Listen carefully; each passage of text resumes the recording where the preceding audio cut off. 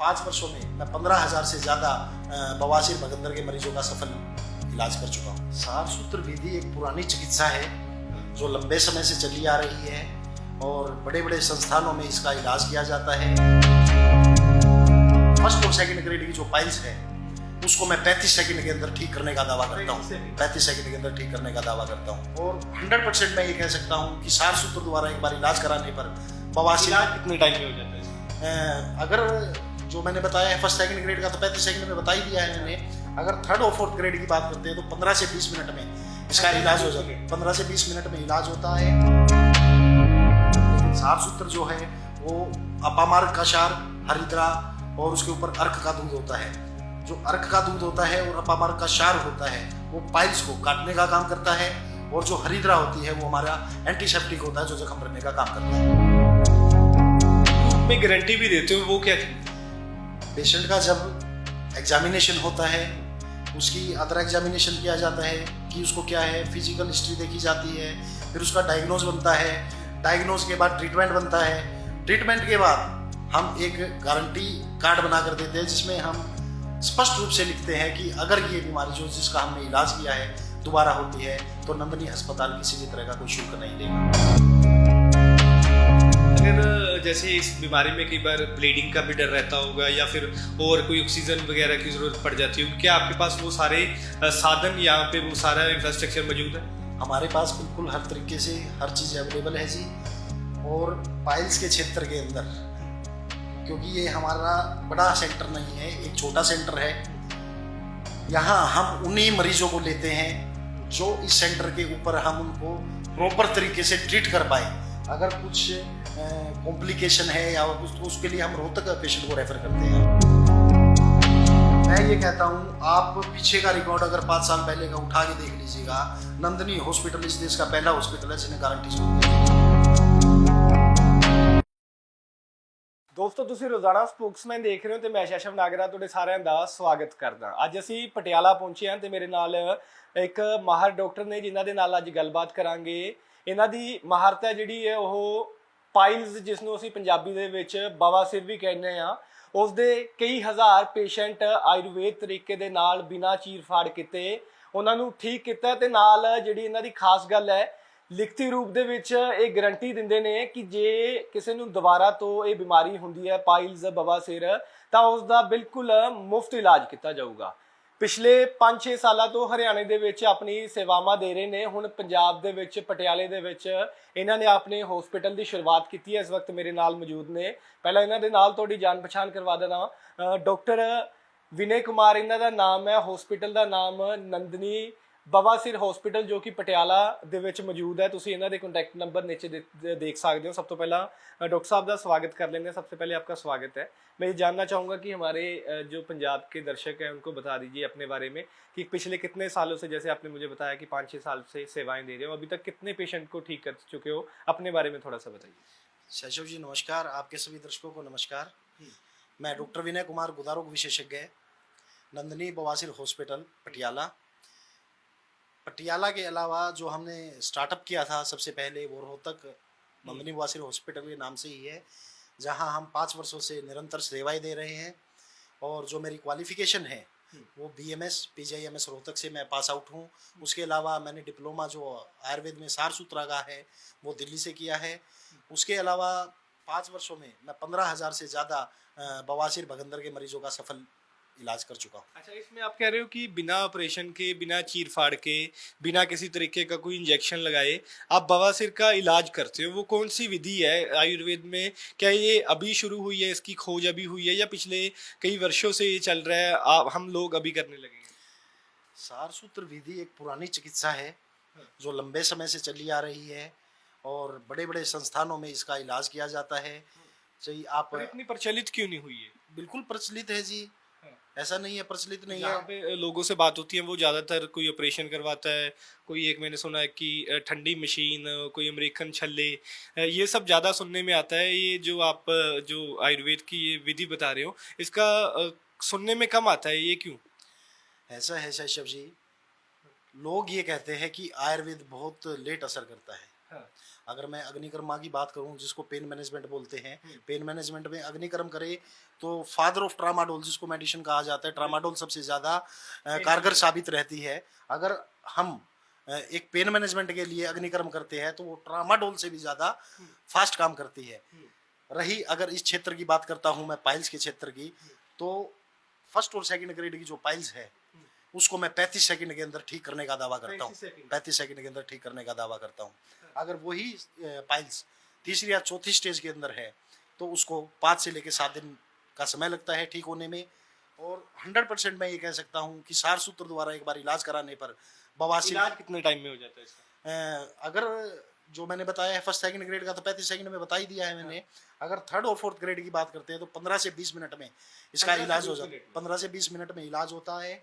हम किसी भी तरह का ऑपरेशन नहीं करते। सबसे पहले कई बार पेशेंट डर जाता है कि सार सूत्र एक ऑपरेशन है, वो उन लोगों ने बहका दिया गया है जो बंगाली लोग हैं, धागे से जो काम करते हैं या कुछ झोला छाप वो ऑपरेशन को इसकी संज्ञा देते हैं।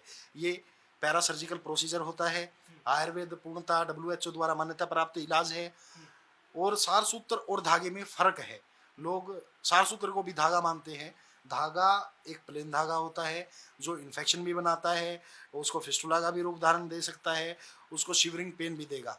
लेकिन सार सूत्र जो है वो अपामार्ग का क्षार, हरिद्रा और उसके ऊपर अर्क का दूध होता है। जो अर्क का दूध होता है और अपामार्ग का क्षार होता है वो पाइल्स को काटने का काम करता है। और जो हरिद्रा होती है वो हमारा एंटीसेप्टिक होता है जो जख्म भरने का काम करता है। जो इन्फेक्शन से बचाता है। बिल्कुल इन्फेक्शन से बचाता है, वो इन्फेक्शन होने नहीं देता जी। अच्छा, इसके अलावा अगर मैं बात करूं तो अभी तक आप कितने मरीजों को इस जो अपनी इस तरीके से ठीक कर चुके हो? मैं बता रहा हूँ सर, 15,000 से ज़्यादा मरीजों का हम सफल उपचार कर चुके हैं। पंजाब में अभी कितनी गिनती हो चुकी है? पंजाब में तो सर हमने अभी 3 महीने से ही स्टार्टअप किया है। अब ज़्यादा तो नहीं कहूँगा क्योंकि स्टार्टअप है, तकरीबन 200-250 मरीज हम यहाँ कर चुके हैं। अच्छा, आप लिखती रूप में गारंटी भी देते हो, वो क्या चीज़ है?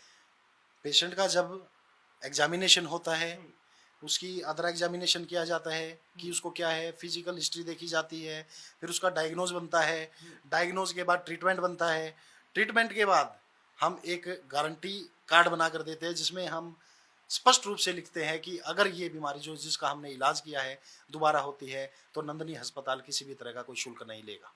अच्छा, इसके अलावा मैंने आपसे बात पूछी थी कि ठंडी मशीन ये सब चलता है इस ट्रीटमेंट में, कि एक तो अमेरिकन छल्ले हो गए, ये चीज़ें क्या है? सर ठंडी मशीन जो है उसको मेडिकल टर्म में क्रायोथेरेपी बोलते हैं। जो गुदा के रास्ते में फर्स्ट और सेकंड ग्रेड के जो पाइल्स होते हैं उसके अंदर फ्रीज कर दिया जाता है। उसका कोई टेम्परेचर होता है -19 -20 के आसपास, लेकिन उसका समय होता है। जब मस्सों को फ्रीज किया जाएगा यानी बर्फ की तरह जमा दिया जाएगा तो बर्फ तो कभी ना कभी पिघलेगी। ऐसे ही उस नाइट्रोजन गैस का प्रभाव होता है, वो 2 महीने 3 महीने तक उसका प्रभाव रहता है। नाइट्रोजन गैस ही होती है जी वो। उसमें फ्रीज कर देंगे। फ्रीज करने के बाद क्या है, वो 2-3 महीने तक वो अपना असर दिखाती है। उसको महसूस नहीं होगा, ठंडा पड़ जाएगा, उसको कोई दर्द नहीं होगा, लेकिन वो परमानेंट क्योर नहीं है, वो टेम्परेरी रिलीफ मिलता है पेशेंट को। उसके अलावा अमेरिकन छल्ले तो कोई होते ही नहीं है जी। लोगों ने बना रखे हैं लोगों को आकर्षित करने के लिए कि कोई बहुत प्रभावशाली लगे, लेटेस्ट टेक्नोलॉजी है। ऐसा कुछ अमेरिका नाम लगा के कि बहुत बड़ी चीज लगे, बहुत बड़ी चीज है, ऐसा नहीं है। जो अमेरिकन छल्लों के नाम से जो लोग अपना कारोबार चलाते हैं वो रबड़ बैंड लाइगेशन करते हैं। रबड़ band ligation first second grade में या थर्ड ग्रेड में जो लाइगेशन करता है वो इंटरनली हो सकता है, एक्सटर्नली पाइल्स पे तो हो ही नहीं सकता। इंटरनली पाइल्स पे अगर वो करता है और नेक्स्ट डे या 2-4-5 दिन बाद जब अगर उसको हल्की सी कब्ज रहती है, मोशन टाइट आ जाता है, तो वो जो छल्ला होता है वो लेटरिन के दौरान निकल जाता है, लेकिन मस्सा अंदर की अंदर स्थिर रहता है। ये भी कोई परमानेंट सॉल्यूशन नहीं है। अच्छा, आपके पास अगर कोई मरीज आना चाहता है तो उनका खर्चे की अगर मैं बात करूं कितना खर्चा हो जाता है, या फिर किसी का बीमा हुआ है, कोई प्राइवेट बीमा हुआ है, क्या वो भी आपके पास आ सकते हैं कि उसको जो बीमे की है उसका वो रिफंड मिलता है?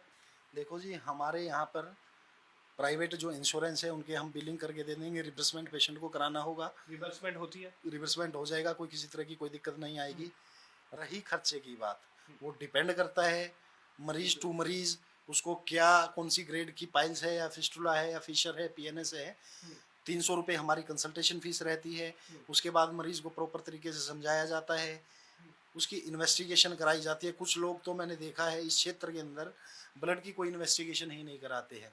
जब एक आप प्रोसीजर के लिए जाते हैं तो वहाँ इंस्ट्रूमेंट तो लाजमी है कि पेशेंट के ऊपर लगेगा। अगर वो किसी तरह से HIV पीड़ित है या वो काले पीलिए से पीड़ित है, अगर वही इंस्ट्रूमेंट आप दूसरे पेशेंट के ऊपर लगाते हैं तो 1 से 2 संक्रमण होने का भी खतरा रहता है।